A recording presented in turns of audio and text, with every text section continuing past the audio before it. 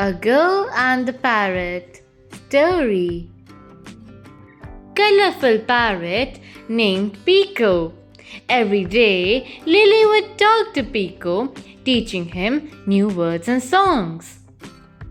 Pico loved Lily and always repeated what she said. One day, Lily was feeling sad because she had lost her favorite toy. She sat quietly, not talking to anyone. Pico noticed and flew to her, saying, "Don't be sad, Lily.